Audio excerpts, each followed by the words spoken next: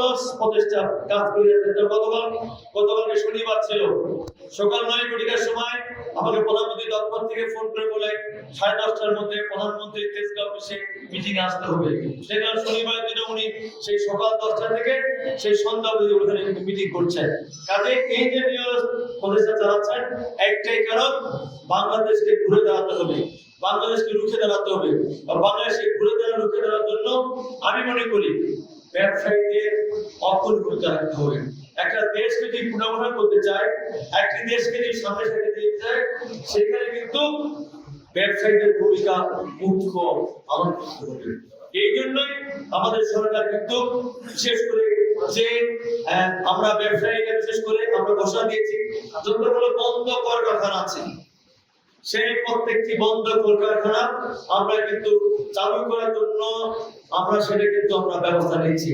এবং উত্তরাঞ্চলের জন্য আমরা স্পেশাল বাজেট দিয়ে সেখান থেকে উত্তরাঞ্চলে যতগুলো ব্যবসায়িক প্রতিষ্ঠান বন্ধ আছে সেগুলো চালু করে আমরা কিন্তু আমরা প্রক্রিয়া শুরু করেছি। এছাড়া আমাদের মাননীয় প্রধানমন্ত্রী ঘোষণা দিয়েছেন, বিগত দিনে আমরা দেখেছিলাম দক্ষিণাঞ্চল, পশ্চিমাঞ্চল, বৈষম্যাঞ্চলের উন্নয়ন হয়, কিন্তু উনি বলছেন না, আঞ্চলিক সমতার ভিত্তিতে আমরা উন্নয়ন পরিকল্পনা আগামীতে বাস্তবায়ন করব।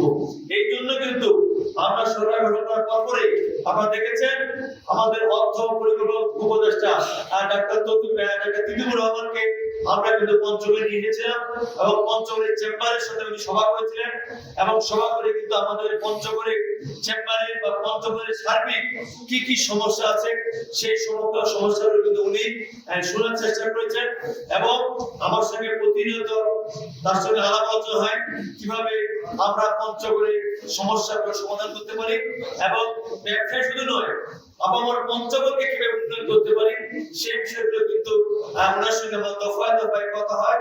আশা করছি যেহেতু আমাদের সরকার কেবল আমাদের 5 মাস শেষ হলো, তাই না, কাজে আমাদের ভঙ্গ অর্থনীতির মধ্যে আমরা দাঁড়িয়েছি, সেক্ষেত্রে অনেক কিছু কিন্তু আমাদের গুছায় নিতে আমাদের সময় লাগবে।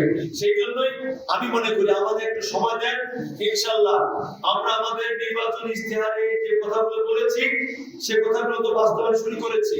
এর পাশাপাশি আমরা বাংলাদেশকে ব্যবসায়ের জন্য আমরা এখানে এই আমাদের বিশেষ করে উপমহাদেশে আমরা বাংলাদেশকে একটি ব্যবসায় উপযোগী আমরা যে আমাদের দেশকে আমরা এগিয়ে নিতে চাই, সেজন্য কিন্তু আমরা বিশেষ করে যারা বিদেশ থেকে ইনভেস্ট করবেন সেই ইনভেস্টারদের জন্য কিন্তু আমরা 15,00,000 ঘোষণা করেছি।